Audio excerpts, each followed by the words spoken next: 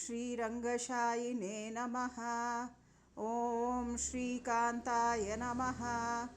ॐ श्रीप्रदाय नमः। ॐ श्रुतवत्सलाय नमः। ॐ अनन्ताय नमः। ॐ माधवाय नमः। ॐ होळेनरसीपुरजनन्यै नमः। ॐ अद्वैतात्मने नमः। ॐ विश्ववन्द्याय नमः। ॐ सुरवर्याय नमः। ॐ सुराराध्याय नमः। ॐ सुरराजानुजाय नमः। ॐ प्रभवे नमः। ॐ हरये नमः। ॐ हतारये नमः। ॐ विश्वेशाय नमः। ॐ शाश्वताय नमः। ॐ हरित्सगोत्रजनन्यै नमः। ॐ अव्ययाय नमः। ॐ भक्तार्तिभञ्जनाय नमः। ॐ वाग्मिने नमः। ॐ वीराय नमः। ॐ विख्यातकीर्तिमते नमः। ॐ भास्कराय नमः। ॐ शास्त्रतत्त्वज्ञाय नमः। ॐ दैत्यशास्त्रे नमः। ॐ अमरेश्वराय नमः। ॐ नारायणाय नमः। ॐ नरहरये नमः।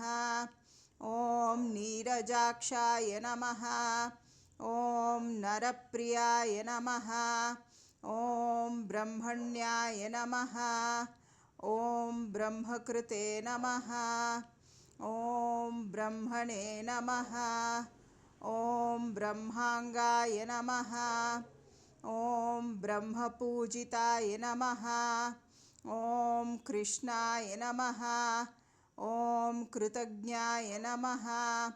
ॐ माविनकेरे रङ्गनाथाय नमः। ॐ उद्भवमूर्तये नमः। ॐ अघनाशनाय नमः। ॐ विष्णवे नमः।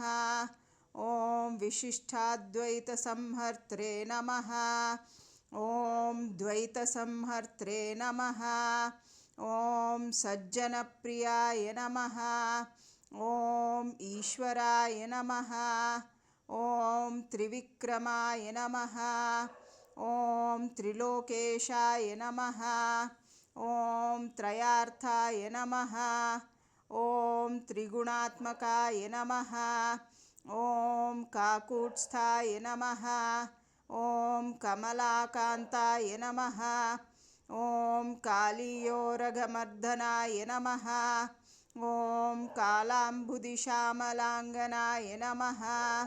ॐ केशवाय नमः। ॐ क्लेशनाशनाय नमः। ॐ केशिप्रभञ्जनाय नमः। ॐ कान्ताय नमः। ॐ नन्दसूनवे नमः। ॐ अरिन्दमाय नमः। ॐ रङ्गनायकीवल्लभाय नमः। ॐ शौरये नमः। ॐ सूर्यवंशकुलदेवतायै नमः। ॐ रघुवंशकुलदेवतायै नमः। ॐ काश्यपगोत्रसंहर्त्रे नमः। ॐ हृषीकेशाय नमः। ॐ वामनाय नमः।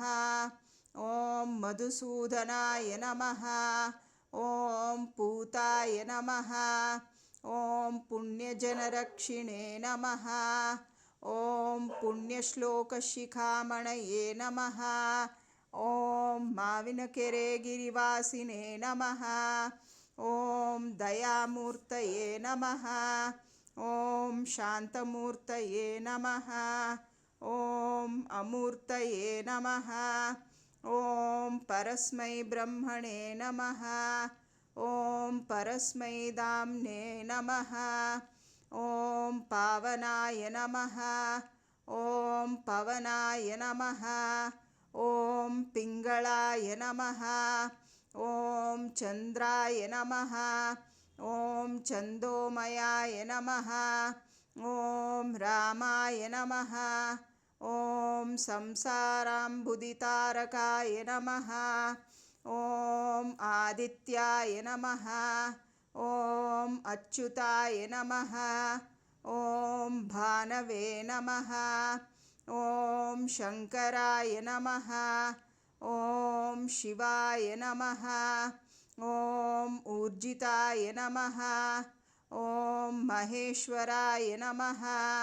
ॐ महायोगिने नमः। ॐ महाशक्तये नमः।